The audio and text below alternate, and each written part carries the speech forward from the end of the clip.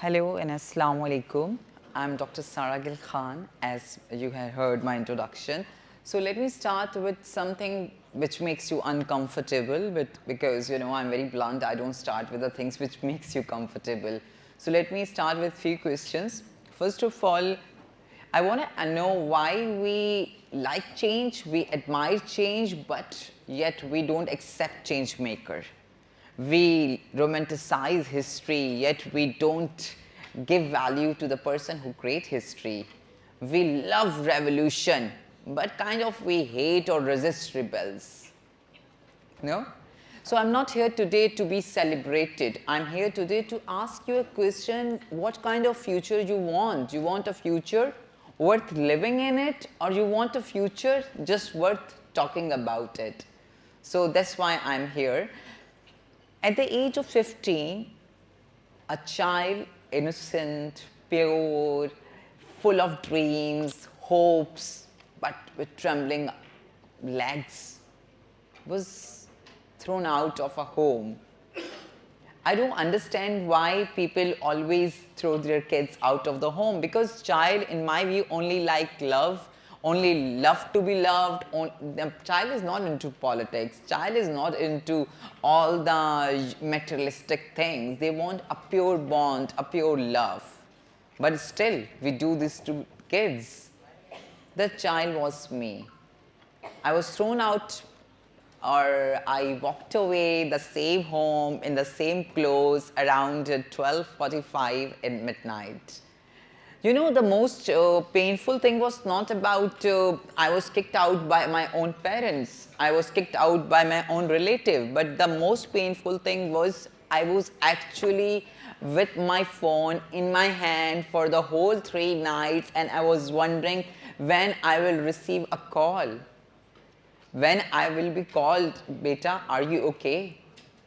And at that time, only one thing was keeping in my mind. Only one thing was going on in mind, that why it happened, they're not calling. Because when I was at home, they were saying, tum hamari izzat ho. Jab tak tum chup ho. I mean, isn't it, honor is a very strange word? Honor is too heavy even to kill a person, but too fragile to even accept and let live a child with dignity and love. So I really wonder why people do this, why people use the word of honor whenever it comes to a woman, whenever it comes to transgender. So it was kind of a weird thing, but anyway. So sorry, it's like whenever I talk, some flashbacks come, no matter how much I move forward. People now question me, you were 15 at midnight, you were kicked out by parents, you were thrown out. I still remember I had 350 or 250 rupees in my pocket. So they said, they always ask me, how you survived? I didn't survive. I transformed. I transformed. Because survival is minimum. Transformation is a thing which is called revolution. Many of us had survived, but many of us hadn't transformed. So it's two very, very different things. When I was on the road, I still remember the night, and it was kind of painful night, yeah, I must say. I didn't beg on the road to get money. I begged on the road for existence. I didn't dance for the celebration. Now I dance for celebration, but that time I didn't dance for celebration. I danced for survival. And many of, especially the male figures of our society, stopped the car. They coined me with pity. And still money. Isn't it ironic? Whenever we talk about money, is it ironic? It's so easy to be given. We all fight for money, we all work for money, but for me, it was easily thrown on my face, but there was no humanity.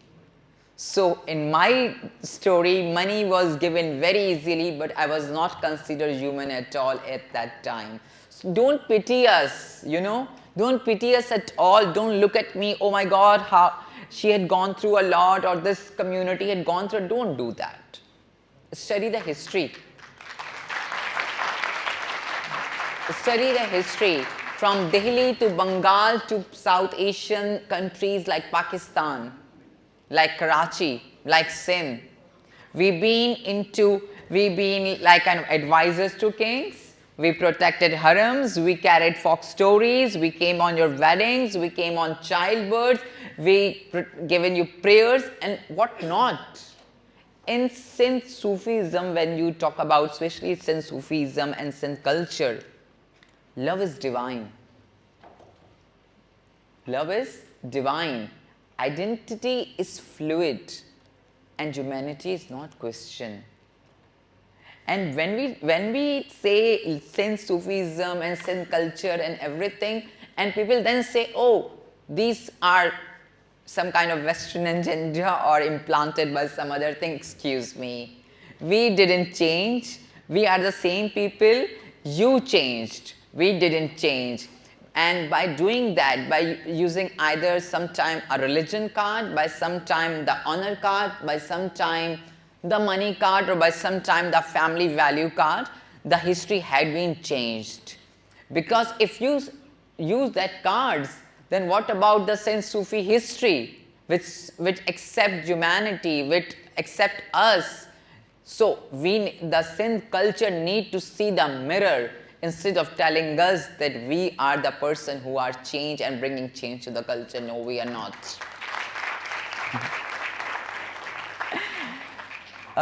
Pakistan, obviously our beloved country. Pakistan is one of the country which is over legislated but with minimum implementation. Let me talk about Transgender Protection Act 2018. It was passed. Sindh is the first, I just had a speech in Sindh Literature Festival and I mentioned there, Sindh was the first one to give right to transgender community. Yeah, you need to clap because after that I'm gonna say a little thing which can make you discomfort because I think I'm here to make you discomfort, not comfortable. So Sindh was the first country to give us identity. Sindh is, country. Sindh was the first province to give us identity. Sindh was the first one to give a seat on job quota and employment, but can you tell me how many kids are not thrown out of their home after that act? Can you tell me how many students, trans students are not being mocked in schools after that act? Can you tell me how much stared or how much violences and harassment we hadn't faced on the street of Sindh after that act?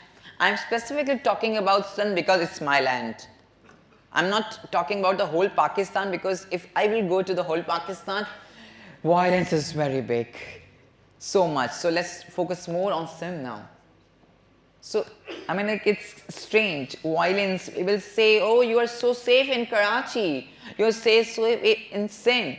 Do you think violence is just about killing someone? Harassment is just about shooting someone or tearing your clothes apart? No.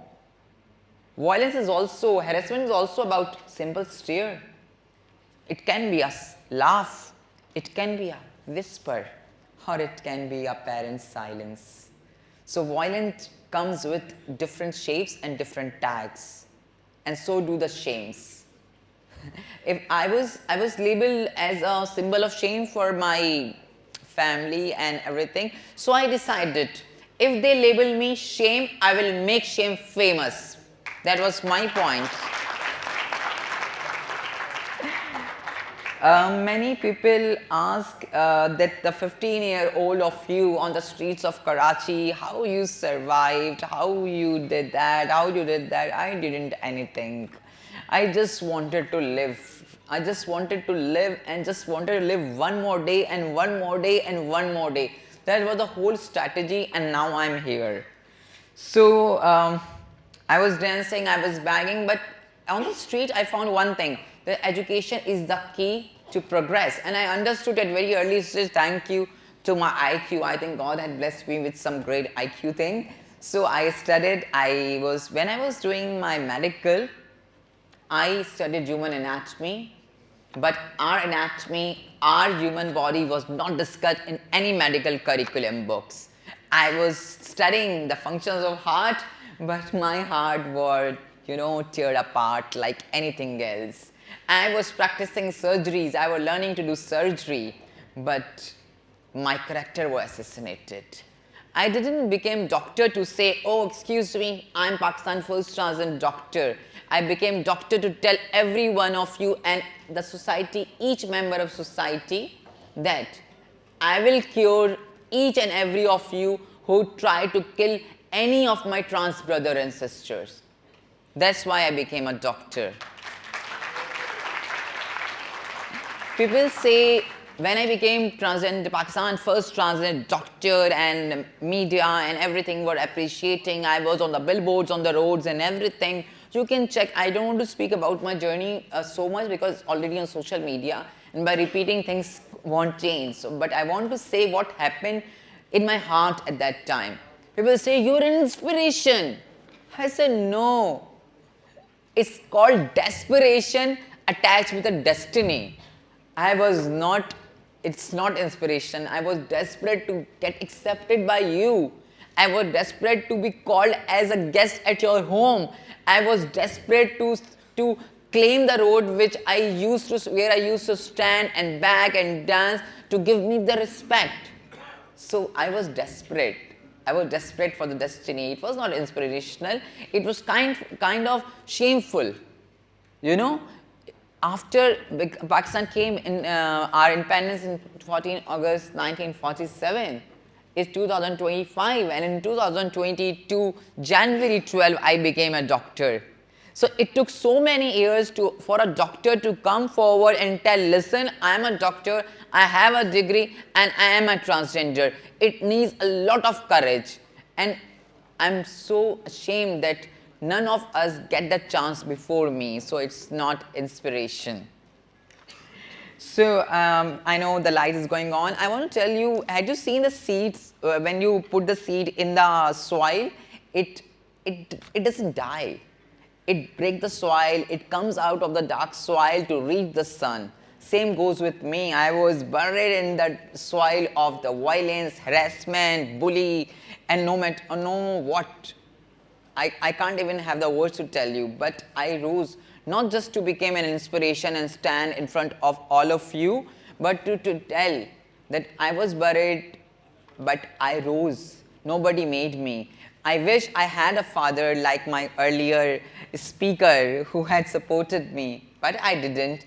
At that day when I left my home, I also dropped that tag, that name tag with me, my father tag with me. I know some of you will say I'm very harsh, but I think I deserve to have my own identity after treating like a slave or someone not wanted. And also my father needed at that time a lesson. It's a harsh word again, but I will use it. A lesson that, sorry, I don't need your identity to prove myself. I can make my own, and I did. Now, let me, because time is very less, I want to ask the youth of today. You guys are sitting very comfortably. No, I don't think so. You want to change. When we talk about architect, do you understand the meaning of the future architect? Architect doesn't only make things. They demolish the things, they demolish the buildings too, which are not safe. They demolish the structures which are not good enough to the climate and the environment. So please demolish every fear, demolish every injustice, demolish everything you see which is not right and not human. That's what the future architect will mean, and that's what we want. Comfort. You know, today's youth, sorry, but today's youth is more into comfort. But I must tell you, my dear youth, my dear kids actually, that history is not being made, history had never been made by the people who are comfortable. History are always been made by the people who are courageous. So ask yourself, question yourself. Don't say, oh, we are not involved, so it's not part of the, no. If you want a change, intervene. If you see someone is getting bullied, talk about if you see someone strange to you, if you see someone unknown, if you see someone who is not like you, don't pass a judgment. Listen, understand. That's what you have to do. Don't scroll things, because that's what you do. You keep the phone in the hand and scroll the things in the night. Don't do that. Because by scrolling and by digging the past injustice, you're not making anything here. You're just blaming. So to put anything in form, you have to change yourself too. But I would like to end here by saying I'm not here standing here to inspire you. I'm standing here to challenge you to make a Pakistan, to build a Pakistan where no child is been thrown out of the home, where we are not labeled on basis of our gender but on our skills, on our development. Build a Pakistan where gender tag is not anywhere like to categorize, where we rely on the society. Build a Pakistan where no other Sara Gill have to come here and have to tell you, oh, I was kicked out by my parents, I've been a victim of honor killing, I survived, I transformed. No, build a Pakistan which Muhammad Jinnah, which Allama Iqbal, which you see or write on your papers. Build that Pakistan. In the last, I want to say, मैं सारा हूँ और मैंने खुद को खुद बनाया है और मुझे बनाने में किसी का हाथ नहीं है. Thank you so much. Namaste from my whole community.